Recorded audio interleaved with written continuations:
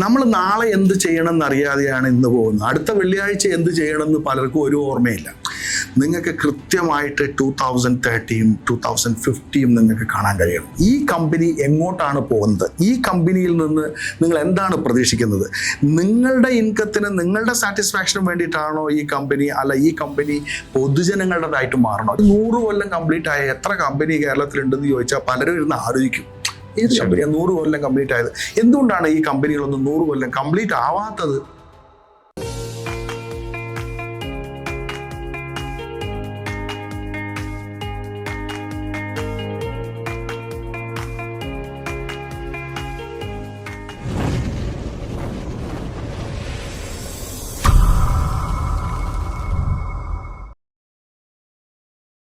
സംരംഭം നടത്തുന്നവർക്കും സംരംഭം തുടങ്ങാനിരിക്കുന്നവർക്കും ഒക്കെ നല്ല പാഠങ്ങൾ അവിടെ നിന്ന് ലഭിക്കുക.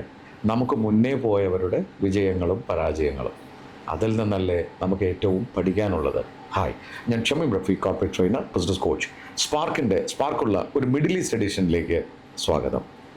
വളരെ സന്തോഷത്തോടു കൂടിയാണ് ദുബായിലെ സ്റ്റുഡിയോയിലിരിക്കുന്നത്. കാരണം വളരെ ആത്മബന്ധം തോന്നിയ ഒരു വളരെ അടുത്ത സുഹൃത്തു കൂടിയായ ശ്രീ ഷാജി നരിക്കോലി കാലങ്ങൾക്ക് മുമ്പേ ഒരു പ്രവാസിയായി ദുബായിലെത്തി. ഇവിടെ കുറേ സ്ട്രഗിൾസ് അദ്ദേഹത്തിൻ്റെ ജീവിതത്തിലുണ്ടായിട്ടുണ്ട്. പക്ഷേ ഇന്ന് അദ്ദേഹം വിജയിച്ച ഒരു സംരംഭകൻ കൂടിയാണ്. ഈ സ്പാർക്കുള്ള കഥയിലേക്ക് ഞാൻ കടക്കുന്നതിന് മുമ്പ്, ചില വ്യക്തികളെ നമ്മൾ പരിചയപ്പെടുമ്പോൾ പെട്ടെന്നായിരിക്കും നമുക്കൊരു സൗഹൃദം തോന്നുക, ആത്മബന്ധം തോന്നുക. എല്ലാവരോടും അങ്ങനെ തോന്നണം നിർബന്ധമില്ല. അത്തരം എനിക്ക് തോന്നിയ ഒരു സഹോദര തുല്യനായ ഒരു വ്യക്തിയാണ് ശ്രീ ഷാജി നരിക്കോലി. ആ സ്നേഹാദരവോടുകൂടി ഞാൻ സ്വാഗതം ചെയ്യുകയാണ് സ്പാർക്കിലേക്ക്. Thank you so much for joining here in Dubai studio. നമസ്കാരം. വളരെ സന്തോഷമുണ്ട്. ഈഗിൾ ബിസിനസ് കോച്ചിങ്ങിൻ്റെ അതുപോലെ തന്നെ സ്പാർക്കിൻ്റെ സാരഥിയായിട്ടുള്ള ഷമീം റഫീഖ് സർ എന്നെ ഈ ഒരു പ്രോഗ്രാമിലേക്ക് ക്ഷണിച്ചതിൽ ഞാൻ കടപ്പെട്ടിരിക്കുന്നു. Thank you so much. താങ്കളുടെ നാട് എവിടെയാണ്? എൻ്റെ സ്വദേശം നീലഗിരി, കേരള, വയനാടിൻ്റെ അതിർത്തി പ്രദേശമായ നരിക്കൊല്ലി എന്ന് പറഞ്ഞ സ്ഥലമാണ്. തണുപ്പൊക്കെയുള്ള സ്ഥലമാണ്. അതെ അതെ. എൻ്റെ വീട്ടുപേരാണ് ഇന്ന് ആ പ്രദേശത്തിൻ്റെ പേരായിട്ട് അറിയപ്പെടുന്നത്, നരിക്കൊല്ലി. പഠിച്ചത് ഊട്ടിയിലാണ്. കോളേജ് ചെയ്തത് ഊട്ടി JSS കോളേജിലാണ്. ഞാൻ എൻ്റെ പ്രൊഫഷൻ ഫാർമസിയാണ്, ഫാർമസിസ്റ്റാണ്.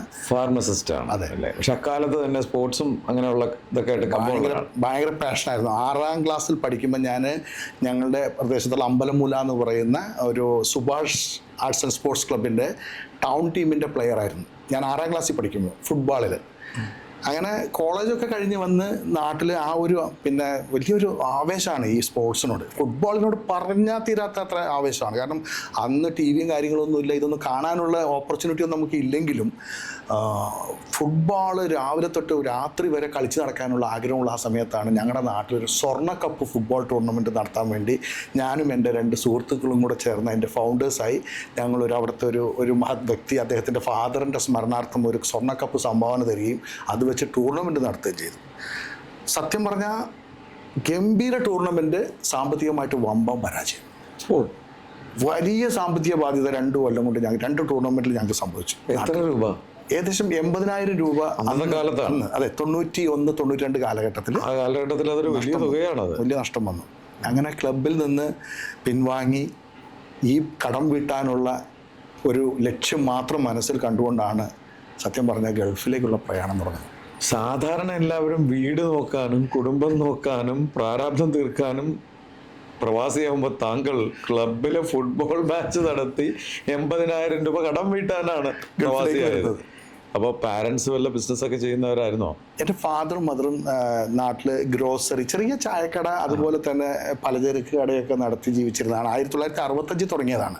സാധാരണമായിട്ട് വലിയ ഭദ്രത അങ്ങനെ കുഴപ്പമില്ല, വീട്ടുകാർ അങ്ങനെ നാട്ടിൽ അങ്ങനെ ഒരു ഇത് കുഴപ്പമില്ലാണ്ട് ഒരു മിഡിൽ ക്ലാസ് ഫാമിലിയാണ്. പക്ഷെ എന്നാലും ഈ തുകയൊന്നും ഇല്ല, വീട്ടിൽ ചോദിക്കാൻ പറ്റില്ല, വലിയ പൈസ ചോദിക്കാൻ പറ്റില്ല. ശരി, അപ്പൊ അങ്ങനെ വിസ എങ്ങനെ സംഘടിപ്പിച്ചു? അങ്ങനെ എൻ്റെ കൂടെ കോളേജിലുണ്ടായിരുന്ന 2-3 സുഹൃത്തുക്കൾ, ഞങ്ങൾ ഒന്നിച്ച് പഠിച്ചിരുന്നവർ ഇവിടെ ഷാർജയിലുണ്ടായിരുന്നു. അങ്ങനെ ഞാൻ എൻ്റെ ഫ്രണ്ടിന് കോൾ ചെയ്തു, വിളിച്ചിട്ട് പറഞ്ഞു, എനിക്ക് എത്രയും പെട്ടെന്ന് ഒരു വിസ നീ അയച്ചു തരണം, വലിയ സാമ്പത്തിക ബാധ്യതയാണ്, ഇവിടെ കളി നടത്തിയിട്ട് ഞങ്ങൾ പൊട്ടിപ്പാപ്പരായി, എത്രയും പെട്ടെന്ന് വരണം, ആളുകളുടെ മുഖത്ത് നോക്കാൻ പറ്റാത്ത അവസ്ഥയായി, ഒരുപാട് പേരോട് കടം വാങ്ങിയ പൈസ കൊടുക്കാനുണ്ട് എന്ന് പറഞ്ഞു. എന്നാൽ ഓക്കെ, നിനക്ക് വിസിറ്റേഴ്സ് അയച്ചു തരാം പോരെന്ന് പറഞ്ഞിട്ട് അങ്ങനെയാണ് നരിക്കൊല്ലിയിൽ നിന്നും കോഴിക്കോട് വന്ന് ആദ്യത്തെ കഞ്ഞി യാത്ര 1994 ഫുജേറ എയർപോർട്ടിലേക്ക് വരുന്നത്. ഫുജേറ എയർപോർട്ടിലാണ്, ചെറിയൊരു എയർപോർട്ടിലേക്ക്. അതെ. അപ്പം ആരെങ്കിലും ഉണ്ടായിരുന്നു അവിടെ സ്വീകരിക്കാൻ? 3 സുഹൃത്തുക്കളുണ്ടായിരുന്നു. അനിൽ, കമറുദ്ദീൻ, പിന്നെ എന്നെ ഇങ്ങോട്ട് കൊണ്ടുവന്ന അബൂബക്കർ. അവരുടെ വാഹനത്തിൽ ഞാനിങ്ങനെ വന്ന് ഇറങ്ങിയപ്പം ഭയങ്കര വെട്ടവും വെളിച്ചവും. ഞങ്ങൾ കറണ്ടില്ലാത്ത പ്രദേശത്ത് നിന്ന് വരികയാണ്. ഇവിടെ ഭയങ്കര വെട്ടവും വെളിച്ചവും ബഹളമായിരുന്നു. സത്യം പറഞ്ഞാൽ ഒരു അന്താളിപ്പോട് കൂടിയിട്ടാണ് ഞാൻ വന്നത്. എനിക്ക് അന്ന് ഇവിടുത്തെ അറബികളൊക്കെ കാണുമ്പോൾ വലിയ വലിയ മനുഷ്യരാണ് എല്ലാവരും. ഞങ്ങളുടെ നാട്ടിലൊക്കെ സാധാരണ കൃഷിക്കാരും ഈ പണിയൊക്കെ ചെറിയ മനുഷ്യരാണ്. ഇവിടെ വരുമ്പോൾ എല്ലാം നല്ല അത്യാവശ്യം 100 കിലോ 120 കിലോ വലിയ വലിയ ആളുകൾ, 55-60 കിലോന്റെ പേരുള്ള ആളുകളെ ഞാൻ കണ്ടിട്ട് പോലുമില്ല. അങ്ങനെ എല്ലാം കൊണ്ടും ഒരു സർപ്രൈസും അത്ഭുതമായിരുന്നു എനിക്ക് ഇവിടെ വന്നപ്പോൾ. ആദ്യം വന്നിട്ട് എന്താ ചെയ്ത്? ആദ്യം വന്ന് സാധാരണ എല്ലാ പ്രവാസികളും ജോലി അന്വേഷിച്ച് വരുന്നവർ ചെയ്യുന്ന പോലെ ഒരു CV പ്രിപ്പയർ ചെയ്യും. നമ്മുടെ എല്ലാ സർട്ടിഫിക്കറ്റിൻ്റെ കോപ്പിയും പാസ്പോർട്ടിൻ്റെ കോപ്പിയും നല്ല സുമുഖനായിട്ടുള്ള ഫോട്ടോ ഒക്കെ വെച്ച് ഞങ്ങൾ പല ഫാർമസികളിലും ഞാൻ എല്ലാ ദിവസവും കയറി ഇറങ്ങും. അതായത് ഒരു ജോലി അന്വേഷിച്ചിട്ട്. കുറച്ച് ഫാർമസികൾ മാത്രമേ ഉള്ളൂ. പക്ഷേ നിർഭാഗ്യവശാൽ എല്ലാ സ്ഥലത്തും ജോലി ചെയ്യുന്നവർ ഫുൾ പാക്ഡാണ്. എവിടെയും വേക്കൻസി ഇല്ല. ജോലി കിട്ടാൻ ഭയങ്കര പ്രയാസപ്പെട്ടു. അവസാനം ഒരു ഗുജറാത്തിയുടെ ഒരു ഫാർമസിയിൽ എനിക്കൊരു ഓപ്പണിംഗ് കിട്ടി. ക്ലീനറായിട്ടാണ് പണി കിട്ടുന്നത്. അദ്ദേഹം പറഞ്ഞു ക്ലീനിങ് ജോലിയാണ്.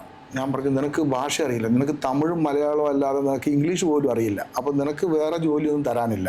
ഫ്ലോർ ക്ലീൻ ചെയ്യാൻ പറ്റുമോ? രാവിലെയും ചെയ്യണം, വൈകുന്നേരം 4 മണിക്കും ചെയ്യണം. ഞാൻ പറഞ്ഞു ചെയ്യാൻ പറ്റും.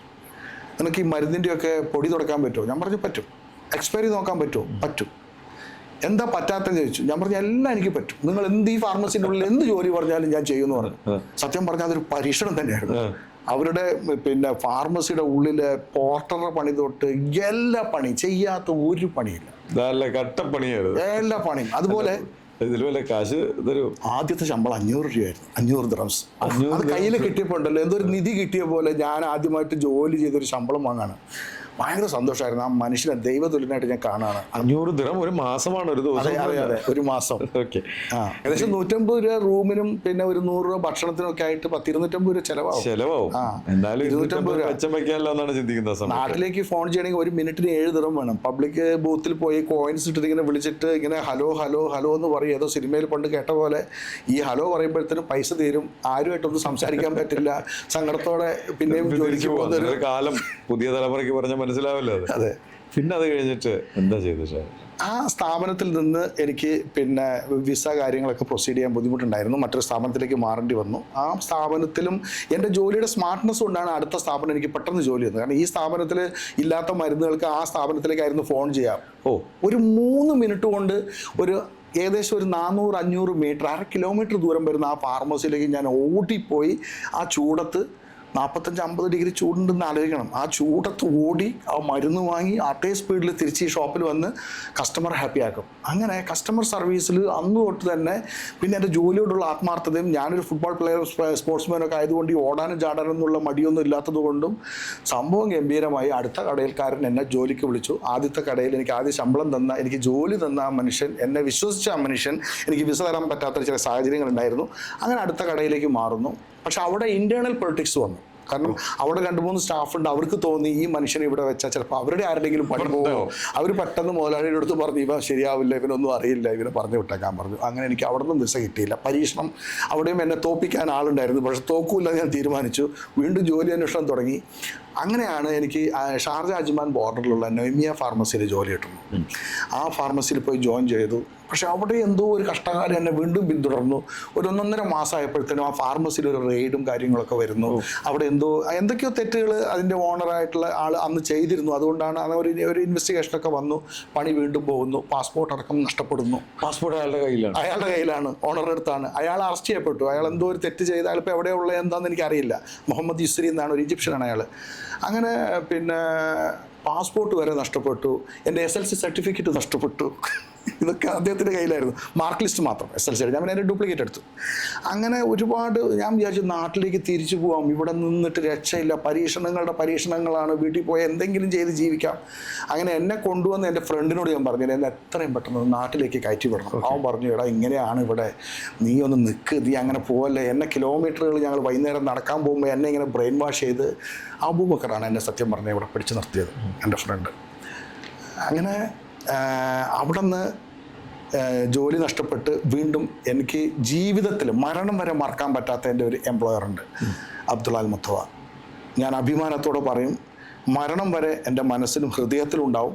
അദ്ദേഹം എനിക്ക് വീണ്ടും ജോലി തന്നു. അപ്പോൾ അദ്ദേഹത്തോട് ഞാൻ പറഞ്ഞു, എൻ്റെ പാസ്പോർട്ട് മിസ്സിംഗ് ആണ്, എനിക്ക് വിസ ഓവറാണ്, we will see, no problem, we will see എന്ന് പറഞ്ഞിട്ട് അയാൾ എന്നെ സമാധാനിപ്പിച്ചു. നമുക്ക് എൻക്വയറി ചെയ്യാം, പാസ്പോർട്ട് നോക്കാം. വിസ ഇല്ലാതെ ഇല്ലീഗലായിട്ട് നിൽക്കുകയാണ്. അങ്ങനെ അദ്ദേഹം ഇടപെട്ടത് കൊണ്ട് എനിക്ക് ആ പാസ്പോർട്ടൊക്കെ എടുക്കാൻ പറ്റി. അങ്ങനെ പിന്നെ ഫുജേറയിൽ പോയി ഒരു ദിവസം ജയിലിലിരുന്ന് ഒരു തെറ്റും ചെയ്തിട്ടില്ല. വിസ ഓവറായി പോയി, എന്ത് ചെയ്യാൻ പറ്റും? അങ്ങനെ അത് ക്ലിയർ ചെയ്ത് എനിക്ക് ഇന്നൗട്ട് തന്ന് ഞാൻ പിന്നെ അബ്ദുള്ള മുത്തവയുടെ വിസയിൽ 1995 എനിക്ക് വിസ അടിക്കുന്നത്. 95 വിസ അടിച്ച് 1 കൊല്ലം കിട്ടി. 1200 ശമ്പളം കിട്ടും. അപ്പോഴത്തേക്കും സംഗതി കാര്യങ്ങളൊക്കെ മാറി.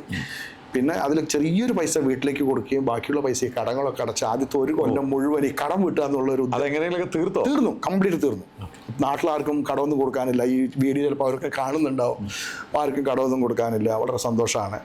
അങ്ങനെ പിന്നീടാണ് ഞാൻ ഈ പുതിയ ഫാർമസിയിൽ വിസയൊക്കെ അടിച്ച് ഞാൻ വളരെ പ്രൗഡായിട്ട് ഒരു എനിക്ക് പിന്നെ ID ഒക്കെ കിട്ടി. എനിക്ക് ബത്താക്കാന്ന് പറയുന്നു, അതൊക്കെ കിട്ടി. ഞാൻ ഇവിടുത്തെ ഒരു ലീഗൽ പേഴ്സൺ ആയിരിക്കുമ്പോൾ കുറച്ച് നമുക്ക് കോളറൊക്കെ പിടിച്ച് ഇങ്ങനെ ഇരിക്കുന്ന അവസ്ഥ, ശമ്പളമൊന്നുമല്ല പ്രശ്നം, നമ്മളൊരു ലീഗൽ പേഴ്സൺ ആകുമ്പോൾ ഉണ്ടാകുന്ന ഒരു സാറ്റിസ്ഫാക്ഷനാണ്, ഒരു സന്തോഷമാണ്.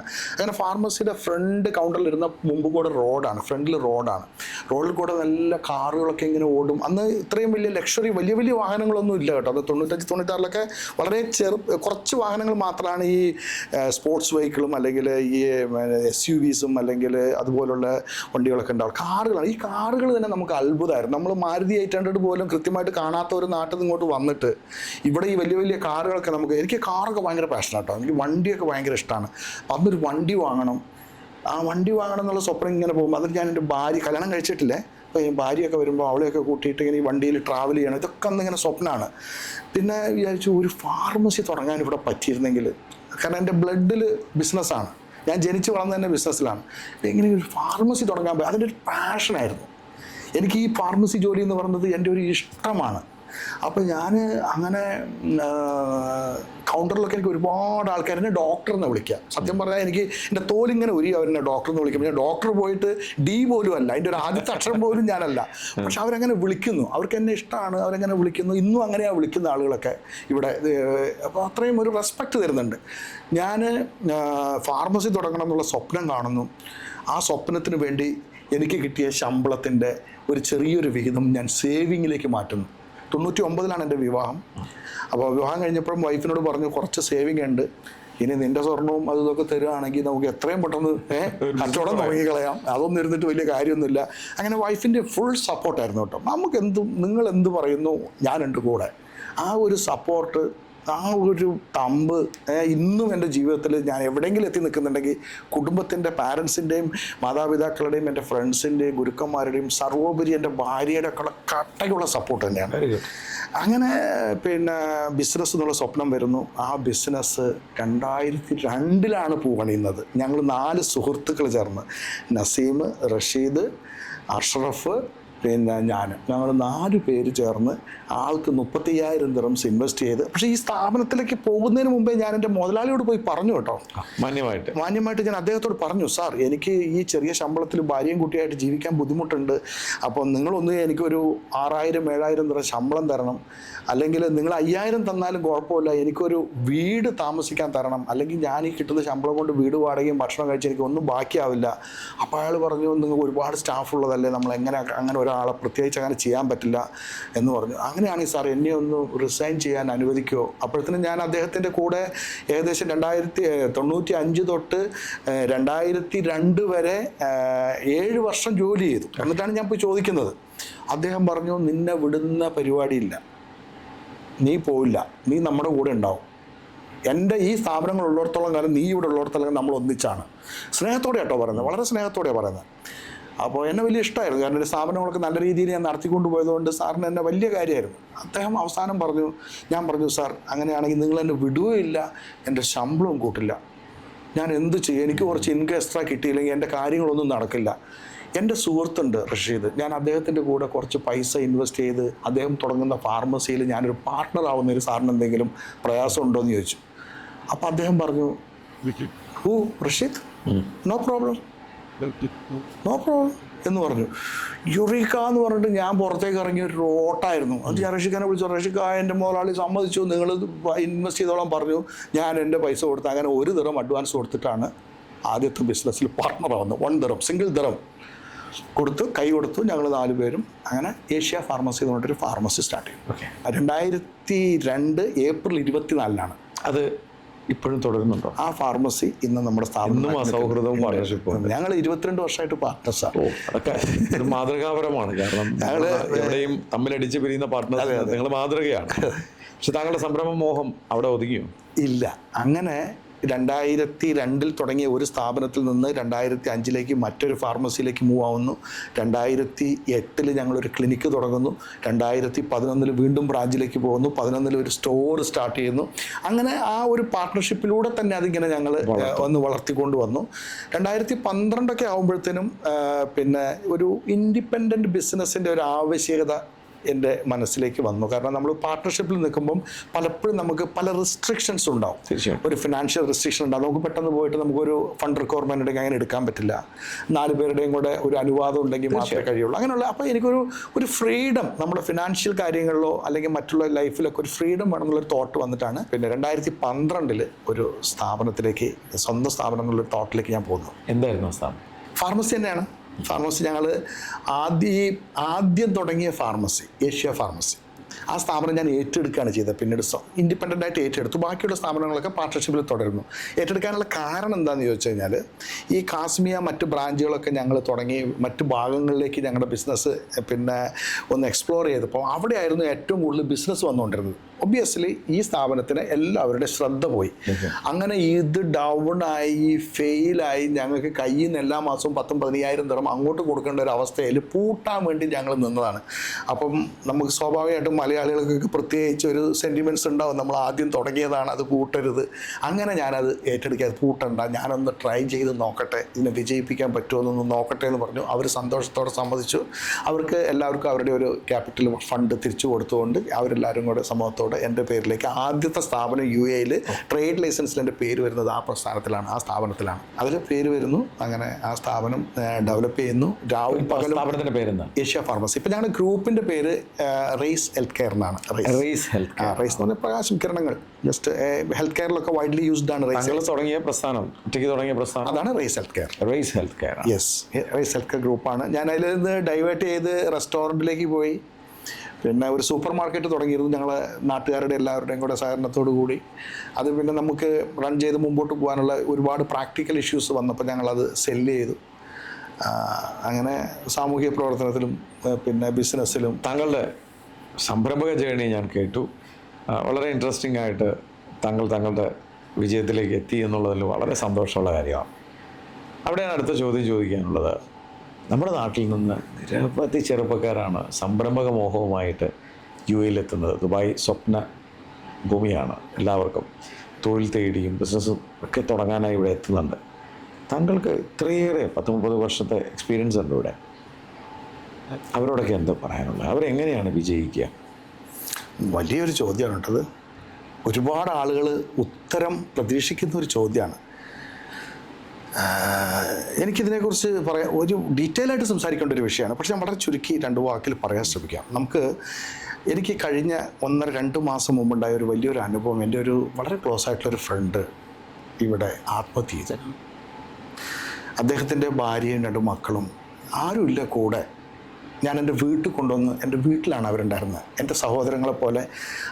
അദ്ദേഹത്തിൻ്റെ മൃതദേഹം ഫുജേറയിലായിരുന്നു ഉണ്ടായിരുന്നത്. അദ്ദേഹം സൂസൈഡ് ചെയ്ത് 1.5 മാസം ഏകദേശം എടുത്തു ആ മൃതദേഹം അവരുടെ പിന്നെ റിലേറ്റീവ്സിൻ്റെ അടുത്തേക്ക് എത്തിക്കാൻ വേണ്ടിയിട്ട്.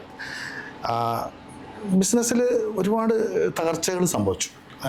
ഒരുപാട് പ്രശ്നങ്ങളുണ്ടായി. അവസാനം ആ മനുഷ്യൻ വളരെ ആംബിഷ്യസ് ആയിട്ടുള്ള, വളരെ പോസിറ്റീവായിട്ടുള്ള, വളരെ എഡ്യൂക്കേറ്റഡ് ആയിട്ടുള്ള ഒരു വലിയ ഒരു മനസ്സിൻ്റെ ഉടമയായിട്ടുള്ള, ഒരു സത്യസന്ധനായിട്ടുള്ള, നിഷ്കളങ്കനായിട്ടുള്ള, എനിക്കൊക്കെ ഏറെ പ്രിയപ്പെട്ട ഇഷ്ടപ്പെട്ട ഒരു മനുഷ്യൻ ആത്മഹത്യ ചെയ്തു. ഇതൊരു സാധാരണ ചെറിയ കച്ചവടക്കാരൻ്റെ കാര്യമാണ്. അറ്റ്ലസ് രാമേന്ദ്രേട്ടൻ്റെ അവസാന കാലഘട്ടങ്ങളൊക്കെ ഞങ്ങൾ ഭയങ്കര സൗഹൃദമായിരുന്നു. ഞാൻ വീട്ടിലൊക്കെ പോയി അദ്ദേഹമായിട്ടൊക്കെ ഇരുന്ന് പാട്ട് പാടുകയും ഞങ്ങളുടെയൊക്കെ ഏതെങ്കിലും ചെറിയ ഇനോഗ്രേഷനോ ഫംഗ്ഷനൊക്കെ ഉണ്ടെങ്കിൽ അദ്ദേഹം കൂട്ടിക്കൊണ്ടുവരികയും എന്നോട് എൻ്റെ ഒരു ഫാദറിൻ്റെ സ്ഥാനത്ത്, ഒരു ജ്യേഷ്ഠൻ്റെ സ്ഥാനത്തൊക്കെ എന്നോട് ദേഷ്യപ്പെടുകയും എന്നോട് ദേഷ്യപ്പെട്ടിട്ടുണ്ട് വന്നിട്ട് കാര്യങ്ങൾ അദ്ദേഹത്തോട് പറയാത്തതിന്. അങ്ങനെയൊക്കെയുള്ളൊരു ബന്ധം അദ്ദേഹത്തിൻ്റെ ജീവിതം ഞാൻ കണ്ടതാണ്. ഞാൻ ആദ്യം എൻ്റെ ഭാര്യയ്ക്ക് ഒരു സ്വർണ്ണമാല വാങ്ങി കൊടുക്കുന്നത് രാമേന്ദ്രേട്ടൻ്റെ കയ്യിൽ നിന്നാണ്. അദ്ദേഹമാണ് തരുന്നത്. അന്ന് ഒരുപാട് സംസാരിച്ചാണ്. അത് 2000 ഇവരൊക്കെ പഠിച്ചിട്ടുണ്ട് താങ്കൾ. അങ്ങനെ ഈ രണ്ട് എൻഡാണ് ഞാൻ പറയുന്നത്. ഇതുപോലെ തന്നെ ഇവിടുത്തെ ഒരുപാട് സൂപ്പർ മാർക്കറ്റ് ഗ്രൂപ്പുകൾ ഫെയിലായത്, ഫാർമ സെക്ടറിൽ ഒരു ലെജൻഡ് ഫെയിലായത്, എൻ്റെ നാട്ടുകാരൻ ഒരാളായ എനിക്കൊക്കെ ജോയിച്ചേട്ടനൊക്കെ ഭയങ്കര വളരെ ഇഷ്ടപ്പെട്ട എൻ്റെ ഒരു ഫ്രണ്ടാണ്. ഞങ്ങൾ അദ്ദേഹമായിട്ടൊക്കെ ഒരു അടുപ്പമുള്ള ഒരാളാണ്. അദ്ദേഹത്തിൻ്റെ വേർപാട്, നമ്മുടെ CJയുടെ കഴിഞ്ഞ മാസം അവരുടെ വീട്ടിൽ പോയി ഞങ്ങൾ ഒരു ഡിന്നറൊക്കെ കഴിച്ചതാണ്. ഡോക്ടർ റോയ് സാറിൻ്റെ വേർപാട്. ഇങ്ങനെ ഒരുപാട് അതായത് ബില്യനേഴ്സ് തൊട്ട് താഴേക്കടയിലുള്ള ആളുകൾ വരെയുള്ള ആളുകളുടെ ബിസിനസ്സിലുള്ള, ഇത് ബിസിനസ് എന്ന് പറഞ്ഞു കഴിഞ്ഞാൽ എല്ലാവരും വിജയങ്ങൾ മാത്രമല്ല, ഇതിൽ പരാജയങ്ങളുണ്ട്. ആദ്യം വേണ്ടത് നമുക്ക് ഒരു കൃത്യമായിട്ടുള്ളൊരു കാഴ്ചപ്പാടും നന്നായിട്ട് അറിയുന്ന ഒരു തൊഴിൽ തിരഞ്ഞെടുത്ത് ഇഷ്ടത്തോടു കൂടി ചെയ്യാൻ പറ്റുന്ന ഒരു കാര്യം നന്നായി പഠിച്ചതിന് ശേഷം ചെയ്യുക എന്നുള്ളതാണ്. നിങ്ങളിപ്പം ഗൾഫിൽ നിന്ന് വരുന്നവരൊക്കെ നാട്ടിൽ പോയിട്ട് നമ്മളെ പിന്നെ ബസ് വാങ്ങിയിട്ട് പരാജയപ്പെട്ട മോഹൻലാലിൻ്റെ പിന്നെ ശ്രീനേട്ടനൊക്കെ ആ കഥ, അതുപോലെ നാട്ടിൽ പോയി ചായക്കട തുടങ്ങിയിട്ട് ഫെയിലായിട്ടുള്ളവരുടെ കഥ നമ്മളൊക്കെ കാണാറുണ്ട്. റെസ്റ്റോറൻറ്റ് തുടങ്ങിയിട്ട് ചെറിയ ചെറിയ ഹോം സ്റ്റേസ് തുടങ്ങിയിട്ട് ഫെയിൽ ചെയ്യുക. എന്നാൽ നാട്ടിൽ ഇത് വൻ വിജയമായിട്ട് കൊണ്ടു നടക്കുന്ന ആൾക്കാരുണ്ട്. കാരണം അവർക്ക് ആ പണി അറിയാം, നമുക്ക് ഈ പണി അറിയില്ല. അറിയാത്ത പണി നാട്ടിൽ ചെന്ന് ചെയ്യുമ്പോൾ നമ്മൾ ഫെയിലാവുന്നു. അപ്പോൾ എനിക്ക് പറയാനുള്ളത്, നിങ്ങൾ ഒരു സംരംഭം തുടങ്ങാൻ ആഗ്രഹിക്കുന്നുണ്ടെങ്കിൽ, നിങ്ങൾ ഇപ്പോഴത്തെ പുതിയ ജനറേഷൻ, യങ് ജനറേഷൻ, ഞാൻ വലിയ പഴയ ആൾക്കാരെ കുറിച്ചല്ല പറയുന്നത്, ഞാനിപ്പോൾ ഒരു 25 to 40 ഏജിലുള്ള ആളുകളോടാണ് എനിക്ക് പറയാനുള്ളത്. കാരണം ഞാൻ അവരെക്കാട്ടിലും കുറച്ചും കൂടെ പ്രായക്കൂടുതലുള്ളതുകൊണ്ട് അനുഭവത്തിൽ ഇത് പറയാണ്. നിങ്ങൾ പഠിച്ചത് എന്തോ ആകട്ടെ, നിങ്ങൾ MBBS ആവാം, എൻജിനീയറിംഗ് ആവാം, പൈലറ്റ് ആവാം, അതാവാം, ഇതാവാം, എന്തും പഠിക്കാം. ആ ജോലി ചെയ്യാൻ നിങ്ങൾക്ക് ആത്മാർത്ഥമായിട്ടും ഇഷ്ടമുണ്ടോ? മനസ്സിനോട് ചോദിക്കുക. നിങ്ങളത് എൻജോയ് ചെയ്ത് ചെയ്യാൻ പറ്റുമോ? നിങ്ങൾക്ക് സ്ട്രെസ് ഉണ്ടാവില്ല, നിങ്ങൾക്ക് ക്ഷീണം ഉണ്ടാവില്ല, നിങ്ങൾക്ക് മടുപ്പുണ്ടാവില്ല. അതാണ് നിങ്ങളുടെ ആദ്യം തിരഞ്ഞെടുക്കേണ്ടത്. രണ്ടാമത്, ആ ജോലി മിനിമം ഒരു 2, 3, 4 വർഷം ഏറ്റവും ബെസ്റ്റ് പ്ലേസിൽ പോയിട്ട് ജോലി ചെയ്യുക. അവിടെ നിങ്ങൾ ക്ലോക്ക് നോക്കരുത്, സാലറി ചോദിക്കരുത്, വീക്കെൻഡ് എന്താണെന്ന് ചോദിക്കരുത്. നിങ്ങൾ ജോലി ചെയ്യുക, മാക്സിമം പഠിക്കുക. ആ കമ്പനിയിൽ നിന്ന് എന്തെല്ലാം നിങ്ങൾക്ക് പഠിച്ചെടുക്കാൻ പറ്റുമോ സ്പഷ്ടമാണ്. മൂന്നാമത്തെ എന്താണ്? പിന്നീട് നിങ്ങൾ സെൽഫ് എംപ്ലോയി ആയിട്ട് നിങ്ങൾ ജോലി ചെയ്യുക. ആദ്യം നിങ്ങൾ 12 or 13 മണിക്കൂറൊക്കെ ഒരു കമ്പനിക്ക് വേണ്ടി വാച്ച് നോക്കാതെ പണിയെടുത്തു. പിന്നെ 1 കൊല്ലം 2 കൊല്ലം കഴിഞ്ഞപ്പോൾ നിങ്ങളത് 8 മണിക്കൂറിലേക്ക് ചുരുക്കി. നിങ്ങളൊരു സ്കിൽഡ് ആയിട്ടുള്ള, വളരെ വിൽ പവറുള്ള, വില്ലിംഗ് ഉള്ള, എന്ത് ചെയ്യാൻ ഉള്ള ഒരാളായി മാറി. പിന്നെ നിങ്ങൾ ചെയ്യേണ്ടത്, നിങ്ങൾ സ്വന്തമായിട്ട് നിങ്ങളുടെ ടൈം നിങ്ങൾക്ക് തന്നെ വിനിയോഗിക്കാൻ പറ്റുന്ന രീതിയിൽ, നിങ്ങളുടെ സ്കിൽസ് നിങ്ങൾക്ക് വിനിയോഗിക്കാൻ പറ്റുന്ന രീതിയിലേക്ക് മാറ്റുക. അപ്പോഴേ നിങ്ങൾക്ക് ഫ്രീഡം ഉണ്ടാവുള്ളൂ. അല്ലെങ്കിൽ ലൈഫ് ലോങ് ഫ്രീഡം ഉണ്ടാക്കണം. അപ്പോൾ നിങ്ങൾ സ്വന്തമായിട്ട് വരിക. നിങ്ങൾ ചെറിയ രീതിയിൽ തുടങ്ങുന്നു. നിങ്ങൾ രാവിലെ 8 മണിക്ക് ഡ്യൂട്ടിക്ക് വരുന്നു, രാത്രി 11 മണി വരെ വർക്ക് ചെയ്യുന്നു, വീക്കിലി ഓഫില്ല. ഫാമിലിനോട് പറഞ്ഞേക്കുക, ഞാൻ ദുബായിലാണ്, നിങ്ങൾ നാട്ടിലാണെന്ന് ചിന്തിക്കുക. ഞാൻ ഇങ്ങനെ പോയി വർക്ക് ചെയ്യും. 1 കൊല്ലം ആകുമ്പോഴത്തേനും നമുക്ക് 2 or 3 സ്റ്റാഫിനെ കൊണ്ടുവരാൻ പറ്റും, നമുക്കൊന്ന് ബ്രേക്കപ്പ് ആക്കാൻ പറ്റും. നമ്മൾ പിന്നെ ആ ഒരു ബ്രേക്ക് ഈവനിൽ കഴിഞ്ഞാൽ നമുക്ക് പിന്നെ മെല്ലെ മെല്ലെ മുമ്പോട്ട് പോകാൻ ടൈം എടുക്കാം. നമുക്ക് വീക്കെൻഡ് ആവാം, നമുക്ക് ഒന്ന് നാട്ടിൽ പോകാം, 15 ദിവസം റെസ്റ്റ് എടുക്കാം. ഇങ്ങനെയൊക്കെയുള്ള കാര്യങ്ങൾ 1 കൊല്ലം 2 കൊല്ലം കഴിയുമ്പോഴത്തേനാവും. അത് ആ സെൽഫ് എംപ്ലോയ്മെൻറ്റ് പീരീഡിനെ നിങ്ങൾ മാറ്റി നിങ്ങൾ പിന്നെ ബിസിനസ്സിലേക്ക് പോകണം. ബിസിനസ്സിലേക്ക് പോകുമ്പോൾ അത് ഡിഫറെൻ്റ് ആണ്. ഒരുപാട് ഏരിയാസ് ഉണ്ട്, ഓരോരോ ഡിപ്പാർട്ട്മെൻ്റ് ഉണ്ട്, അവിടെയൊക്കെ ഒരുപാട് കാര്യങ്ങൾ ചെയ്യാനുണ്ട്. അത് നിങ്ങൾ ഈ 5 കൊല്ലം കൊണ്ട്, ആദ്യത്തെ 5 കൊല്ലം ഈ ജോലി പഠിക്കാനും അത് പിന്നെ നന്നായിട്ട് മനസ്സിലാക്കാനും ഉപയോഗിക്കുക. രണ്ടാമതൊരു 5 കൊല്ലം നിങ്ങൾ അത് എങ്ങനെ നിങ്ങൾക്ക് വേണ്ടി പ്രയോജനപ്പെടുത്താൻ പറ്റുന്നുള്ള സെൽഫ് എംപ്ലോയ്മെൻറ്റിലേക്ക് പോവുക. മൂന്നാമത്തെ 5 കൊല്ലം നിങ്ങൾ ബിസിനസ്സിലേക്ക് അതിനെ കൺവേർട്ട് ചെയ്യുക, വലുതാക്കുക. Let system work for you. നിങ്ങൾ പണിയെടുക്കുന്നതിന് പകരം ഒരു സിസ്റ്റം നിങ്ങൾ ഡെവലപ്പ് ചെയ്ത് ആ സിസ്റ്റം വർക്ക് ചെയ്യണം. നിങ്ങൾ ആബ്സെൻസിൽ വർക്ക് ചെയ്യണം. ചേട്ടാ, അവിടെ ചോദിച്ചോട്ടെ, വിഷൻ അഥവാ വലിയ സ്വപ്നം ഉണ്ടാകും, അതുണ്ടാവേണ്ടേ? തീർച്ചയായിട്ടും. ഇത് അതിനെക്കാട്ടിലും, നിങ്ങൾ ആദ്യം ചോദിച്ചതിനെക്കാട്ടും വലിയ ചോദ്യം ഇപ്പോൾ ചോദിക്കുന്നത്. നമ്മൾ നാളെ എന്ത് ചെയ്യണമെന്ന് അറിയാതെയാണ് ഇന്ന് പോകുന്നത്. അടുത്ത വെള്ളിയാഴ്ച എന്ത് ചെയ്യണമെന്ന് പലർക്കും ഒരു ഓർമ്മയില്ല. നിങ്ങൾക്ക് കൃത്യമായിട്ട് 2030 2050 നിങ്ങൾക്ക് കാണാൻ കഴിയണം. നിങ്ങളുടെ കമ്പനി ഇന്ന് തുടങ്ങി, ഈ കമ്പനി എങ്ങോട്ടാണ് പോകുന്നത്, ഈ കമ്പനിയിൽ നിന്ന് നിങ്ങൾ എന്താണ് പ്രതീക്ഷിക്കുന്നത്, നിങ്ങളുടെ ഇൻകത്തിന് നിങ്ങളുടെ സാറ്റിസ്ഫാക്ഷന് വേണ്ടിയിട്ടാണോ ഈ കമ്പനി, അല്ല ഈ കമ്പനി പൊതുജനങ്ങളുടേതായിട്ട് മാറണോ? ഇപ്പം നമ്മൾ കേരളത്തിലൊക്കെ നിങ്ങൾ ചിന്തിച്ചാൽ നിങ്ങൾക്ക് മനസ്സിലാവും, ഒരു 100 കൊല്ലം കംപ്ലീറ്റ് ആയ എത്ര കമ്പനി കേരളത്തിലുണ്ടെന്ന് ചോദിച്ചാൽ പലരും ഇരുന്ന് ആലോചിക്കും, ഏത് കമ്പനിയാണ് 100 കൊല്ലം കംപ്ലീറ്റ് ആയത്, എന്തുകൊണ്ടാണ് ഈ കമ്പനികളൊന്നും 100 കൊല്ലം കംപ്ലീറ്റ് ആവാത്തത് എന്ന് നമ്മൾ ഒരു നൂറ്റാണ്ട് പിന്നിടാൻ കഴിയാതെ പോകുന്നത് എന്തുകൊണ്ടാണ്? വിഷനാണ്. താങ്കളുടെ പേഴ്സണൽ ലൈഫിലും അതുപോലൊരു വിഷൻ, താങ്കളൊരു സ്വപ്നജീവിയായിരുന്നു, ആ കേസ് സ്റ്റഡി ഒന്ന് പറയാമോ? സ്വപ്നങ്ങളാണ് നമ്മളെ മുമ്പോട്ട് നയിക്കുന്നത്. സ്വപ്നങ്ങളില്ലെങ്കിൽ നിങ്ങൾ തീർന്നു, നിങ്ങൾ അലസനാവും, മടിയനാവും, ചിന്തകളൊക്കെ വഴിവിട്ടു പോകും. അതേസമയം നമുക്ക് സ്വപ്നങ്ങൾ ഉണ്ടാവുന്നുണ്ടെങ്കിൽ നിങ്ങൾ വെച്ചടി മുന്നോട്ട് പോകും. അതിന് ഒരു ഡിസിപ്ലിനാണ് ആദ്യത്തെ കാര്യം. നമുക്കൊരു ഫിനാൻഷ്യൽ ഡിസിപ്ലിൻ നമ്മൾ ചെയ്യണമെങ്കിൽ, ഇപ്പം ഫിനാൻഷ്യലിനെ കുറിച്ചൊക്കെ എല്ലാവരും പറയാറുണ്ട്. ഇപ്പം നമ്മൾ MBA അല്ലെങ്കിൽ ഫിനാൻഷ്യലിൻ്റെ ചാർട്ടേഡ് അക്കൗണ്ടൻസ് എല്ലാവരും ഫിനാൻഷ്യൽസിനെ കുറിച്ച് പറയാറുണ്ട്. ഞാൻ സിമ്പിളായിട്ട് ലളിതമായിട്ട് എൻ്റെ മുമ്പിൽ വരുന്ന എൻ്റെ കൂടെ ജോലി ചെയ്യുന്നവരോടും ഞങ്ങൾ ഒന്നിച്ചൊന്ന് വർക്ക് ചെയ്യുന്ന ടീമിനോടും സുഹൃത്തുക്കളോടും സഹോദരങ്ങളോടൊക്കെ പറയുന്ന കാര്യം, ഫൈനാൻസിനെ നമ്മൾ 2 ആയിട്ട് നമ്മൾ പ്ലാൻ ചെയ്യണം. നമുക്ക് 1000 രൂപ ശമ്പളം കിട്ടുന്നുണ്ടെങ്കിൽ ആ 1000 രൂപയെ നമ്മൾ എങ്ങനെ വിനിയോഗിക്കുന്നു എന്നുള്ളതിലാണ് നമ്മുടെ ഇൻ്റലിജൻസ്, നമ്മുടെ ഗ്രോത്തും. അപ്പം ഒരു ഫിനാൻഷ്യൽ ഡിസിപ്ലിൻ നമ്മുടെ ലൈഫിൽ വേണം. തീർച്ചയായിട്ടും. രണ്ടാമത്തത് ഫിനാൻഷ്യൽ ഇൻ്റലിജൻസ് നമ്മുടെ ലൈഫിൽ വേണം. ഇത് രണ്ടും വളരെ പ്രധാനമാണ്. ഡിസിപ്ലിൻ ഉണ്ടെങ്കിൽ കൊടുക്കൽ വാങ്ങൽ ഇടപാടുകളെല്ലാം വളരെ സുതാര്യമാവും.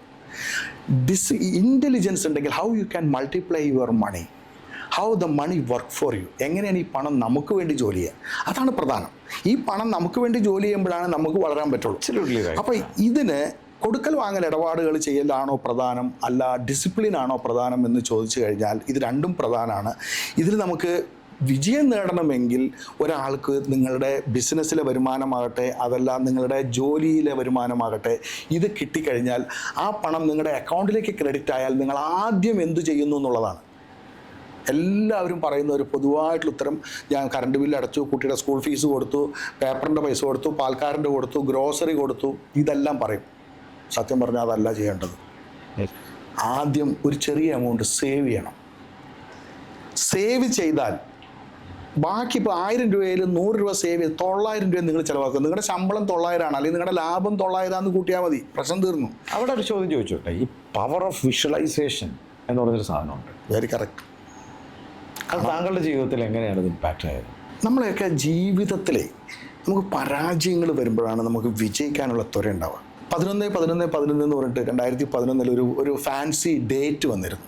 അപ്പോൾ അന്ന് ഇങ്ങനെ ഒരു ചെറിയ ക്ലാസ് എടുക്കൽ, നമ്മൾ സുഹൃത്തുക്കളെല്ലാം വട്ടം കൂടിയിരുന്ന് ഇങ്ങനെ ഡ്രീംസും വിഷൻസിനെ കുറിച്ചൊക്കെ ഡിസ്കസ് ചെയ്യുക, എങ്ങനെ ലൈഫിൽ എങ്ങനെ ഹാപ്പി ആവാൻ പറ്റും, ലൈഫ് എങ്ങനെ എൻജോയ് ചെയ്യാൻ പറ്റും, ഇങ്ങനെയൊക്കെയുള്ള ഒരുപാട് മോട്ടിവേഷണൽ ആയിട്ടുള്ള കാര്യങ്ങളൊക്കെ, ലേണിങ്സിനൊക്കെ ഒരുപാട് ക്ലാസ്സുകൾ അറ്റൻഡ് ചെയ്യുക, ഇങ്ങനത്തെ സ്വഭാവമൊക്കെ അന്നുണ്ടായിരുന്നു. ഒരുപക്ഷെ അതുകൊണ്ടൊക്കെ ആയിരിക്കാം ഞാൻ ഇന്ന് എന്തെങ്കിലും 2 വാക്ക് പറയുന്നതോ അല്ലെങ്കിൽ ഈ ഒരു ബിസിനസ്സിലൊക്കെ വലിയ പ്രശ്നങ്ങളൊന്നും ഇല്ലാണ്ട് മുമ്പോട്ട് പോകാൻ പറ്റുന്നതൊക്കെ. അപ്പോൾ അന്ന് ഇങ്ങനെ ഇവരോടൊക്കെ ഞാൻ പറഞ്ഞു, നമുക്ക് ഈ 11/11/11 നമ്മുടെയൊക്കെ ഒരു കുഞ്ഞു സ്വപ്നം നമ്മളെല്ലാവരും അങ്ങ് വിളിച്ചു പറയണം. ഓക്കെ, 12/12/12 എന്ന് പറഞ്ഞിട്ട് വീണ്ടും ഒരു ഫാൻസി ഡേറ്റ് നമ്മുടെയൊക്കെ ലൈഫിൽ വരികയാണ്.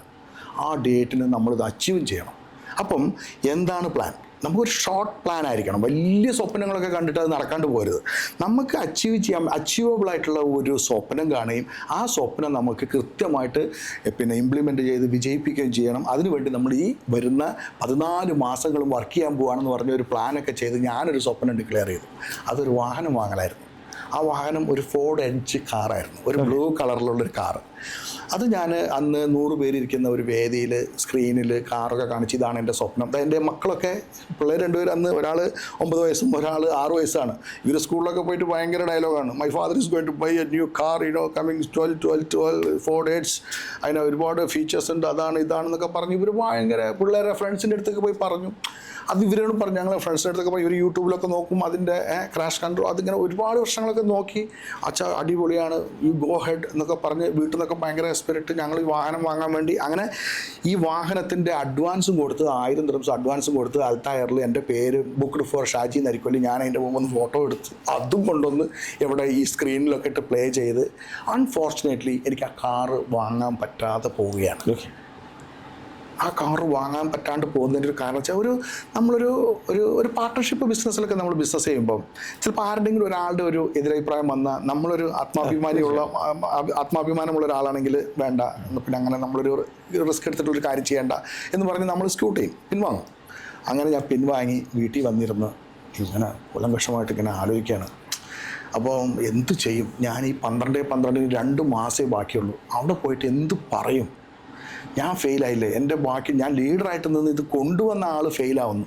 അതിൽ ഒരുപാട് ആളുകൾ അവരുടെ സ്വപ്നങ്ങൾ ഏകദേശം 80% എത്തി. അപ്പം എന്നെ സംബന്ധിച്ച് പക്ഷേ അവിടെ നമ്മൾ പരാജയപ്പെട്ട് നമ്മൾ സ്വയം വല്ലൊരു ആത്മഹത്യാപരമായ ചിന്താഗതിയൊന്നും പോവാതെ ഞാൻ അവിടെ എന്ത് ചിന്തിച്ചു? ഇല്ല, ഇതിനെ ഓവർകം ചെയ്യണം, തോക്കാൻ പറ്റില്ല. അന്ന് ഒരു വാഹനം വാങ്ങുകയാണെങ്കിൽ തീർച്ചയായിട്ടും എൻ്റെ കയ്യിൽ നിന്ന് പെട്രോൾ അടിക്കാനും മെയിൻ്റനൻസ് ചെയ്യാനും ഇൻഷുറൻസ് അടയ്ക്കാനും ടയർ മാറ്റാനും ഒക്കെ ആയിട്ട് ഞാൻ വീണ്ടും ഫണ്ട് ചിലവാക്കണം. എൻ്റെ ഒരു ലക്ഷറിയാണ്, എൻ്റെ കയ്യിൽ നിന്ന് പൈസ പോകുന്ന ഒരു പരിപാടിയാണ്. അതല്ല, മറിച്ച് എനിക്ക് ഇൻകം ഉണ്ടാക്കി തരുന്ന ഒരു പ്രസ്ഥാനം തുടങ്ങണം, സ്വന്തമായിട്ട് തുടങ്ങണം. ഒരു ഡിസിഷൻ എടുക്കാൻ മറ്റൊരാളോട് ചോദിക്കാതെ ഇൻഡിവിജ്വലായിട്ടൊരു ഡിസിഷൻ മേക്ക് ചെയ്യാനുള്ളൊരു പവർ എനിക്ക് കിട്ടണം എന്നുള്ള ഒരു തോട്ടിലാണ് ഞാനൊരു ഫാർമസി വാങ്ങണമെന്ന് തീരുമാനിക്കുന്നത്. ആ ഡ്രീം പോയിട്ട് ഞാൻ എൻ്റെ ഈ ഫ്രണ്ട്സിനോട് അടുത്ത മാസത്തെ ക്ലാസ്സിൽ ഞാൻ പറഞ്ഞു, ഞാൻ നിങ്ങളോട് പിന്നെ അത് സന്തോഷമാണോ അല്ല എൻ്റെ ആ ഒരു ഡ്രീം ചേഞ്ച് ചെയ്യുന്നതിലുള്ള ദുഃഖമാണോ എന്നൊന്നും നിങ്ങൾ ചോദിക്കരുത്. ഞാനൊരു 1,68,000 ഒരു കാറിൽ നിന്നുള്ള ആ ഒരു തോട്ടിൽ നിന്ന് ഞാൻ ഒരു 3 ലക്ഷത്തിൻ്റെ എൻ്റെ സ്വപ്നം കുറച്ചും കൂടി ഒന്ന് ഉയർത്തി ഞാനൊരു ഫാർമസി വാങ്ങാൻ വേണ്ടി തീരുമാനിച്ചു. കാർ ചിലപ്പോൾ എനിക്ക് പെട്രോളും എക്സ്പെൻസും ഒക്കെ ഉണ്ടാവും. അന്നൊരു ഇമോഷണലി കാറിനോടുള്ളൊരു അറ്റാച്ച്മെൻറ്റ് കൊണ്ടാണ് ഞാൻ കാറെന്ന് പറഞ്ഞത്. ഞാൻ കുറേ ആലോചിച്ചപ്പോൾ എനിക്ക് തോന്നി ഫണ്ടൊക്കെ റെഡിയാക്കി വെച്ചിട്ടുണ്ട്, ഞാനത് ഫാർമസിയിലേക്ക് ഇൻവെസ്റ്റ് ചെയ്യാമെന്ന് പറഞ്ഞു. അത് വാങ്ങിയോ പിന്നീട്? ഫാർമസി വാങ്ങി 12 അതന്ന് ഗംഭീരമായിട്ട് അതിൻ്റെ ഇനോഗ്രേഷൻ എല്ലാവരും വിളിച്ച് നടത്തി. ഒരു കൊല്ലം ഞാൻ ഈ പറഞ്ഞ പോലെ രാവിലെ 8 മണി തൊട്ട് രാത്രി 12 മണി വരെ വർക്ക് ചെയ്ത് ഫാർമസീനെ സക്സസ്ഫുൾ ആക്കി, കച്ചവടം ഉണ്ടാക്കി. ബാങ്ക് എന്നെ വിളിച്ചിട്ട് പറഞ്ഞു, sir you are eligible for loan. എനിക്ക് ലോണുമായിട്ട് എന്ത് ചെയ്യും ഒരു ഐഡിയ ഇല്ല. അപ്പോൾ പറഞ്ഞു, you will give car loan? Yes, okay, I need A car. അതായത് 18/6/2014 ഞാൻ അന്ന് സ്വപ്നം കണ്ട ഫോർഡും വാങ്ങി.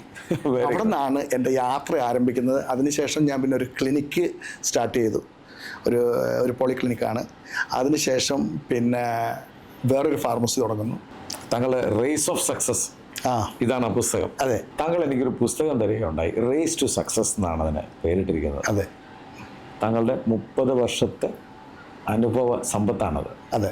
എന്താണ് ഈ പുസ്തകത്തിലേക്ക് വരാനുള്ള സാഹചര്യം? ഈ പുസ്തകം ശരിക്കും പറഞ്ഞാൽ സംഭവിച്ചു പോയതാട്ടോ. ഞാൻ പുസ്തകം എഴുതാനുള്ള ആളൊന്നുമല്ല, അങ്ങനത്തെ ഒരു നോളജോ സ്കില്ലോ അത്ര വലിയ ഒരാളൊന്നുമില്ല. പക്ഷെ കുറേ അനുഭവ സമ്പത്തുണ്ട്. കഴിഞ്ഞ 30 കൊല്ലത്തെ എൻ്റെ ഈ ഒരു പ്രവാസ ജീവിതത്തിൽ ഈ രാജ്യത്തെ ജനങ്ങളും ഈ രാജ്യത്തെ ഭരണാധികാരികളും ഒക്കെ നൽകിയ ഒരു വലിയ ഒരു സപ്പോർട്ട്, ഒരു താങ്ങുണ്ട്. ഇല്ലെങ്കിൽ നമ്മളൊന്നും ഒന്നുമല്ല. ഈ നാട് തന്ന ഒരു സ്നേഹമുണ്ട്. ആ സ്നേഹത്തിൽ ഒരുപാട് പഠിക്കാൻ പറ്റിയിട്ടുണ്ട്, ഒരുപാട് വിജയങ്ങളും പരാജയങ്ങളും. അപ്പം ഞാനൊക്കെ എൻ്റെ ലൈഫിൽ ഒരു ബിസിനസ്സിലേക്ക് എത്താൻ വേണ്ടിയിട്ട് ഏകദേശം 15 വർഷം എടുത്തെങ്കിൽ എൻ്റെ യങ്സ്റ്റേഴ്സ്, എൻ്റെ താഴെ ഇപ്പോൾ പഠിച്ച് കോളേജിലൊക്കെ പഠിക്കുന്ന കുട്ടികൾ, അല്ലെങ്കിൽ മുമ്പോട്ട് ജോലിയിലേക്ക് വരുന്നവർ 5 കൊല്ലത്തിൽ കൂടുതൽ പോരുത്, 3 കൊല്ലത്തിൽ കൂടുതൽ പോരെന്നുള്ളൊരു തോട്ടൻ്റെ അടുത്തുണ്ട്. അപ്പം നമ്മൾ വീണതൊക്കെ അവർക്കൊന്ന് പറഞ്ഞു കൊടുക്കുകയാണെങ്കിൽ, നമ്മൾ വിജയിച്ചതൊക്കെ അവർക്കൊന്ന് പറഞ്ഞു കൊടുക്കുകയാണെങ്കിൽ, അതിലെ ഏറ്റവും നല്ലത് വേണമെങ്കിൽ അവർക്ക് സെലക്ട് ചെയ്തിട്ട് ഒന്നും കൊള്ളില്ലെങ്കിൽ ഒഴിവാക്കാം. നല്ലത് എന്തെങ്കിലും ഉണ്ടെങ്കിൽ പ്രയോജനപ്പെടുന്നുള്ള തോട്ടിൽ ഞാൻ കഴിഞ്ഞ 2020 കോവിഡിൻ്റെ ഒക്കെ കാലഘട്ടത്തിൽ ഒരു സൺഡേ ടോക്ക് എന്ന് പറഞ്ഞിട്ടൊരു പരിപാടി ജസ്റ്റ് ഇങ്ങനെ യൂട്യൂബിൽ ഒരു 3 മിനിറ്റ് 5 മിനിറ്റ് ഷാജി നരിക്കൊല്ലി എന്നുള്ളൊരു പേരിൽ സൺഡേ ടോക്ക് എന്ന് പറഞ്ഞിട്ട് വീഡിയോസ് ഇടുമായിരുന്നു. അപ്പോൾ എൻ്റെ മൂത്ത മകനാണ് ഇത് ചെയ്തുകൊണ്ടിരുന്നത്. അപ്പോൾ അവൻ ആ സമയത്ത് മെഡിക്കൽ എൻട്രൻസിൻ്റെ പിന്നെ കോച്ചിങ്ങും കാര്യങ്ങളൊക്കെ നടന്നുകൊണ്ടിരുന്നു. രാവിലെ ഞാനിങ്ങനെ ഓഫീസിലേക്ക് പോകാൻ വേണ്ടി നിൽക്കുമ്പോൾ സൺഡേ ഞങ്ങൾക്ക് ഇവിടെ വർക്കിംഗ് ആണ്, സൺഡേ ഞാൻ ഓഫീസിലേക്ക് പോകാൻ വേണ്ടി ഇറങ്ങാൻ നിൽക്കുമ്പോൾ മോൻ പറയും, അച്ഛാ സൺഡേ ടോക്ക് ഉണ്ട്. അപ്പോൾ ഞാൻ ചോദിക്കും, കഴിഞ്ഞ ആഴ്ച അവിടെ നമ്മൾ പറഞ്ഞു നിർത്തിയ ഇന്ന ടോപ്പിക്കാണ് കഴിഞ്ഞ ആഴ്ച പറഞ്ഞത്, എന്നാൽ ഓക്കെ റെഡി ആക്കിക്കൊള്ളാൻ പറയും. അവൻ നമ്മുടെ ഒരു മൊബൈൽ ഫോണിലാണ് ഈ സാധനം റെക്കോർഡ് ചെയ്യും. അങ്ങനെ തുടർച്ചയായിട്ട് ഇടുകയും പെട്ടെന്ന് ഇവന് പിന്നെ സെലക്ഷൻ ആവുകയും ഇവൻ മെഡിക്കൽ കോളേജിലേക്ക് നാട്ടിലേക്ക് ട്രാവൽ ചെയ്യുകയും ചെയ്തപ്പം ഈ സൺഡേ ടോക്ക് അവിടെ നിന്നുപോയി. അപ്പോൾ ഒരുപാട് ആളുകൾ ഇങ്ങനെ മെസ്സേജൊക്കെ എനിക്ക് അയക്കും, സാർ എന്താണ് സൺഡേ ടോക്ക് നിർത്തിയത്, അതിങ്ങനെ ഞങ്ങൾ ഈഗർലി വെയിറ്റിംഗ് ആണ്, നമ്മളതിങ്ങനെ കേൾക്കാൻ വേണ്ടി ഞങ്ങൾക്ക് ഒരുപാട് ഇൻഫർമേഷൻ കിട്ടുന്നുണ്ട്, എന്തിനാണ് അത് നിർത്തിയത്, അത് കണ്ടിന്യൂ ചെയ്യൂ എന്ന് പറഞ്ഞു. അപ്പോൾ പറഞ്ഞു, അയ്യോ മോനാണ് അതൊക്കെ ചെയ്തുകൊണ്ടിരുന്നത്, ഞാൻ ഈ പറയൽ മാത്രമേ ഉള്ളൂ, അവനാണ് റെക്കോർഡിങ് എഡിറ്റിങ് എല്ലാം പോസ്റ്റിങ് അപ്ലോഡ് എല്ലാം അവനാണ്, എനിക്ക് ഈ പണിയൊന്നും അറിയില്ല. അപ്പോൾ അവൻ പോയപ്പോൾ പിന്നെ അതങ്ങനെ അങ്ങ് ഡ്രോപ്പ് ആയതാണ്. ഞാൻ നോക്കട്ടെ, ഞാനൊരു പുസ്തകമായിട്ടല്ലേ എഴുതി വെക്കുക, അതാണ് എളുപ്പം എന്ന് എനിക്ക് തോന്നുന്നത്, അപ്പോൾ ഞാൻ ഒറ്റയ്ക്ക് ഇടപെട്ടാൽ മതിയല്ലോ. അതാണ് ഒന്നാമത്തെ തോട്ട്. രണ്ടാമത്തത്, ഈ കഴിഞ്ഞ 22 കൊല്ലത്തെ എൻ്റെ ബിസിനസ് ജീവിതത്തിൽ ഇപ്പോൾ ഒരു 150ഓളം സ്റ്റാഫ് എൻ്റെ കൂടെ ഉണ്ട്.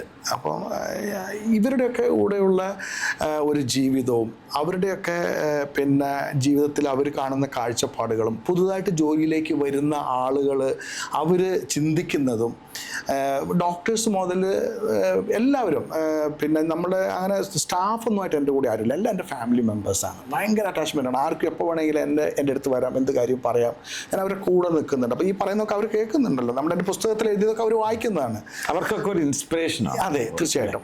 പുസ്തകം ഇൻസ്പിറേഷനാണ്. തീർച്ചയായിട്ടും. ഞാൻ അവിടെയാണ് ഒരു ചോദ്യം. ഞാൻ താങ്കളെ വ്യക്തിപരമായി പരിചയപ്പെടുന്നത് നമ്മുടെ ഒരു ഈഗിൾ IPA ബിസ്കോൺ സീസൺ 4 ഭാഗമായിട്ടാണ്. അതെ. അപ്പോൾ എങ്ങനെയാണെന്ന് അറിയില്ല, നമ്മൾ പരിചയപ്പെട്ട ദിവസം തൊട്ട് ഒരു സഹോദര ബന്ധവും ആത്മബന്ധവും ഒക്കെ നമ്മൾ തമ്മിൽ ഉണ്ടായി. ഏറ്റവും കൂടുതൽ ഇൻട്രാക്ട് ചെയ്തിരിക്കുന്നത് ചിലപ്പോൾ താങ്കളോടായിരിക്കാം. പക്ഷെ ഞാൻ ശ്രദ്ധിച്ച താങ്കളിലുള്ള ചില പ്രത്യേകതകളുണ്ട്. ഒന്ന്, വളരെ ഫ്രണ്ട്ലിയാണ്, ഏത് സമയവും ഒരു പോസിറ്റീവായിട്ട് സംസാരിക്കുക, പങ്ക്ച്വലാണ്, വളരെ ഡിസിപ്ലിൻഡാണ്. ഈ ഷൂട്ടിന് പോലും നമ്മളൊരു ടൈം പ്ലാൻ ചെയ്താൽ 15 മിനിറ്റ് മുമ്പ് ഇവിടെ എത്തിയിട്ടുണ്ട്. ഇത്തരം വാല്യൂസ് ഇതെങ്ങനെയാണത് കീപ്പ് ചെയ്യുന്നത്? നമ്മൾ ഈഗിളിൻ്റെ സീസൺ 4 ഷാർജ എക്സ്പോ സെൻറ്ററിൽ ഗംഭീരമായ സദസ്സിൽ ആ പ്രോഗ്രാം ഇങ്ങനെ നടക്കുമ്പോൾ നമ്മുടെ ഒരു VVIP ഗസ്റ്റായിട്ട് വന്ന് സോഹൻ റോയ് സാറ് സമയത്തെക്കുറിച്ച് സംസാരിച്ചു. വീഡിയോ ഇപ്പോൾ യൂട്യൂബിലൊക്കെ അവൈലബിൾ ആണ്. ഇന്ന് രാവിലെ 3 വട്ടം ഞാനത് കേട്ടിട്ടാണ് വരുന്നത്. ഡിസിപ്ലിൻ, അതായത് ലൈഫിൽ നിങ്ങൾക്ക് സക്സസ് ആവണോ, അതിൻ്റെ 3 കാര്യങ്ങൾ നിങ്ങൾ ശ്രദ്ധിക്കണം. ഒന്നാമത്തെ കാര്യം എന്ന് പറയുന്നത് ഡിസിപ്ലിനാണ്. രണ്ടാമത്തെ കാര്യം ഡിസിപ്ലിനാണ്. മൂന്നാമത്തതും ഡിസിപ്ലിനാണ്. ഇങ്ങനെ ചിന്തിക്കുന്ന ഒരാളാണ് ഞാൻ ഇന്ന് എന്തെങ്കിലും ആയിട്ടുണ്ടെങ്കിൽ, ഒന്നും ആയിട്ടില്ല എന്ന് എനിക്കറിയാം, ഒന്നുമല്ല, ഒരു മണൽത്തരിയാണ് ഈ മണലാരത്തിൽ, അതെനിക്ക് തികച്ചും നന്നായിട്ട് അറിയാം. പക്ഷേ ആ മണൽത്തരി ആവാൻ കഴിഞ്ഞത് ഈ ഡിസിപ്ലിൻ കൊണ്ടാണെന്ന് ഞാൻ ചിന്തിക്കുന്നു. എൻ്റെ സമയത്തെക്കാട്ടിലും വാല്യൂ ആണ് സാറിൻ്റെ സമയം. ഞാൻ താങ്കളുടെ സമയത്തിനാണ് വില നൽകുന്നത്. താങ്കളുടെ എൻ്റെ ഒരു പിന്നെ ഒരു മിസ്മാനേജ്മെൻറ്റോ അല്ലെങ്കിൽ എൻ്റെ ഒരു അശ്രദ്ധ കൊണ്ടോ സാറിന് 1 മിനിറ്റ് പോലും നഷ്ടപ്പെടരുത്. അവിടെ ടൈം ഈസ് മണി എന്നാണ് പുതിയ ലോകം പറയുന്നത്. 1 സെക്കൻഡ് പോലും നമുക്ക് കളയാനില്ല.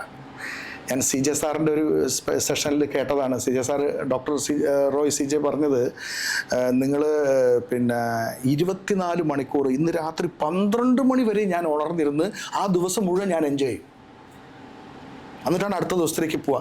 ആ ഒരു ദിവസം മാക്സിമം യൂട്ടിലൈസ് ചെയ്യുന്നതാണ് പറഞ്ഞത്. അങ്ങനെ നമ്മൾ നമ്മുടെ സമയം കളയാണ്ടിരിക്കുക, അത് ഒന്നാമത്തെ കാര്യം. രണ്ടാമത് ഈ സൗഹൃദം സാറ് ചോദിച്ചത്. സൗഹൃദം എന്ന് പറഞ്ഞാൽ അത് സംഭവിക്കുന്നതാണ്.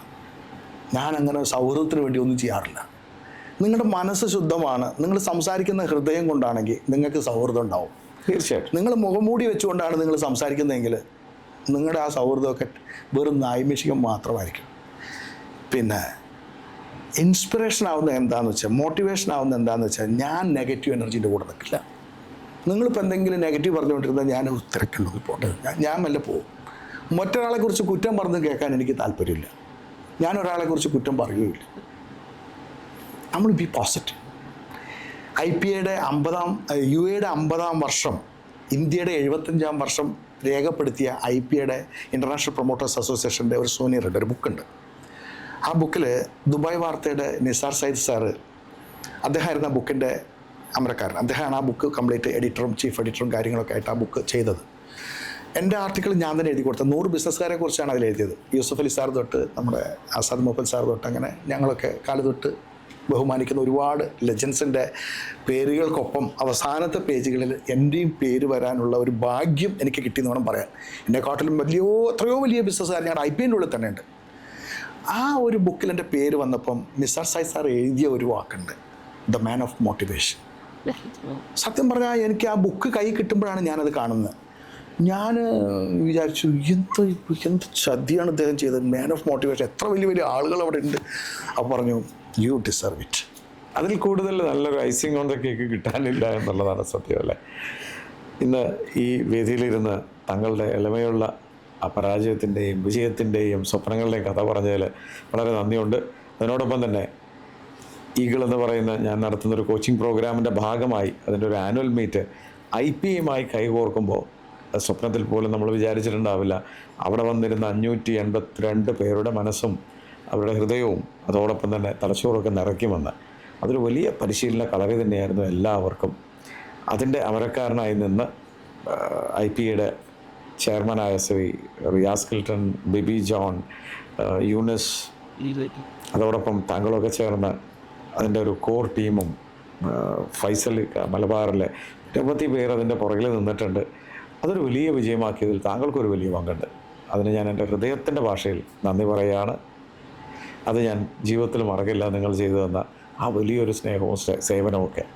Thank you so much. ഞങ്ങൾ കഴിഞ്ഞ 10 വർഷമായിട്ട് എൻ്റെ മനസ്സിലുണ്ടായിരുന്ന ഒരു വലിയൊരു കാര്യമാണ്, ഒരു സംഭവമാണ്, ഒരു ചരിത്രമാണ് ഈ കഴിഞ്ഞ ഫെബ്രുവരി 1-ാം തീയതി ഷാർജ എക്സ്പോ സെൻറ്ററിൽ ഇറങ്ങിയേറിയത്. ഞാനൊക്കെ എത്ര കാലമായിട്ട് സ്വപ്നം കണ്ടതായിരുന്നു ഇതുപോലത്തെ ഒരു കോൺക്ലേവ്, ഇതുപോലത്തെ ഒരു എഡ്യൂക്കേഷണൽ പ്രോഗ്രാം. ഇനി ഇത് വരും വർഷങ്ങൾ ഇതിൻ്റെ ഒരു ചാകരയായിരിക്കും ഞങ്ങളുടെ IPയോടുള്ള സംശയമില്ല. താങ്കൾ അതിന് തുടക്കം കുറിച്ചു. ഒരു കാര്യം കൂടെ ഞാൻ പറയുകയാണ്, എൻ്റെ ടീമിനെ ഒരു ട്രെയിൻ ചെയ്യാൻ വേണ്ടിയിട്ട് ഞാൻ ഈഗിളിനെ, അതിൻ്റെ അമരക്കാരനായിട്ടുള്ള ഷമീം റഫീഖ് സാറിന്, എൻ്റെ സ്റ്റാഫിന് ഒരു മോട്ടിവേഷന് വേണ്ടി ഞാൻ ഈ തിരക്കൊക്കെ കഴിഞ്ഞ് പോയതിനു ശേഷം ഞാൻ എൻ്റെ ഗസ്റ്റായിട്ട് നിങ്ങൾ വരുന്നു. സന്തോഷത്തോടെ അങ്ങനെ ഒരു പ്രോഗ്രാമും കൂടെ നമുക്ക് ചെയ്യേണ്ടതുണ്ട്. അത് ഞാൻ ഈ ഒരു അവസരത്തിൽ പറയാണ്. കാരണം നമ്മൾ പല കച്ചവടക്കാരും ചിന്തിക്കും നമുക്ക് എല്ലാം അറിയാമെന്നാണ്. പക്ഷെ നമുക്ക് അറിയാത്തതാണ് ഈ ലോകത്തിൽ ഒരുപാടുള്ളത്. നമ്മളൊരു ക്ലാസ്സിൽ പോയിരിക്കുമ്പം, നമ്മളൊരു കുട്ടിയായി പോയി ഇരിക്കുമ്പോൾ നമുക്ക് ഒരുപാട് പഠിക്കാൻ കഴിയും. അതിൽ ചില കാര്യങ്ങളെങ്കിലും നമ്മുടെ സ്ഥാപനങ്ങളിൽ നമുക്ക് ഉപയോഗിക്കാൻ കഴിഞ്ഞാൽ അതിൻ്റെ വളർച്ചയ്ക്ക് വേഗത കൂടുന്നുള്ളതിന് യാതൊരു സംശയമില്ല. നന്നായിട്ട് അറിയുന്ന ഒരാളാണ് ഞാൻ. അത് എല്ലാവർക്കും, എല്ലാ കച്ചവടക്കാർക്കും അങ്ങനെയുള്ള തോട്ട് വരട്ടെ. നമ്മളെല്ലാം നേടിയ ആളാണ്, നമുക്ക് എല്ലാം അറിയാം, നമ്മളെന്ത് പഠിപ്പിക്കാനെന്നുള്ള തോട്ട് നമുക്ക് ഉണ്ടാവാതെ, നമ്മളെന്നും ഒരു ലേണിംഗ് ഈസ് നെവർ എൻഡിങ് എന്നാണ് പറയുക. ജീവിതത്തിൽ ഒരിക്കലും നമ്മളുടെ പഠിത്തം അവസാനിക്കുന്നില്ല. ഓരോ സെക്കൻഡിലും നമ്മൾ പഠിച്ചുകൊണ്ടിരിക്കുകയാണ്. അങ്ങനെ എല്ലാവർക്കും അങ്ങനെ പഠിത്തത്തിനെ മനസ്സിൽ കാണാനും കരുതാനും അതിനെക്കുറിച്ച് കൂടുതൽ ചിന്തിക്കാനും അറിയാനും കഴിയട്ടെ എന്ന് പ്രാർത്ഥിച്ചുകൊണ്ട് ആശംസിച്ചുകൊണ്ട് എൻ്റെ വാക്കുകൾ നിർത്തുന്നു. നിങ്ങൾ കേട്ടു ഷാജി നരിക്കോലി. അദ്ദേഹം വയനാട് നീലഗിരി അടുത്തുള്ള നരിക്കോട് എന്ന സ്വദേശിനിയാണ്. അദ്ദേഹം പ്രവാസിയായത് ഒരു പ്രത്യേക സാഹചര്യത്തിലാണ്. കടം കയറിയിട്ടാണ്. ഇവിടെ വന്ന് കഷ്ടപ്പെട്ടിട്ടാണെങ്കിലും അദ്ദേഹം ഒരു സംരംഭകനായി ഇന്ന് കൂട്ടു ബിസിനസ്സുണ്ട്, അതോടെ അദ്ദേഹത്തിൻ്റെ സ്വന്തമായ ബിസിനസ്സുണ്ട്. അതിനേക്കാളൊക്കെ ഉപരി man of positivity, man of motivation എന്ന് തന്നെയാണ് അദ്ദേഹത്തെ വിശേഷിപ്പിക്കാനാവുക. അദ്ദേഹത്തിൻ്റെ ആ ഒരു റേസ് എന്ന് പറയുന്ന ആ സ്ഥാപനം അദ്ദേഹത്തിൻ്റെ മനസ്സുപോലെ തന്നെയാണ്. എപ്പോഴും പോസിറ്റിവിറ്റി സ്പ്രെഡ് ചെയ്തുകൊണ്ട് നടക്കുന്ന, പുഞ്ചിരിയോടുകൂടി നടക്കുന്ന ഇവരൊക്കെ സ്നേഹത്തോടെ ദുബായിലുള്ള UAE ഷാജിയേട്ടൻ എന്ന് വിളിക്കുന്ന അദ്ദേഹം ഇന്ന് വിജയിച്ചിട്ടുണ്ടെങ്കിൽ അതിൻ്റെ പിന്നിൽ ത്യാഗങ്ങളുണ്ട്, പരിശ്രമമുണ്ട്, പരാജയത്തിൽ നിന്ന് തിരിച്ചു വരാനുള്ള മനക്കരുത്തുമുണ്ട്. ഇത്തരം സംരംഭങ്ങളും സംരംഭകരും ഒക്കെ നമ്മുടെ നാട്ടിലുണ്ടാവട്ടെ.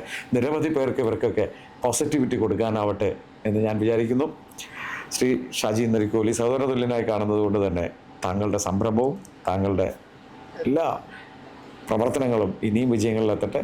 എൻ്റെ വ്യക്തിപരമായ പേരിലും സ്പാർക്കിൻ്റെ എല്ലാ പ്രേക്ഷകരുടെ പേരിലും എല്ലാ ആശംസകളും. Thank you so much. Thank you.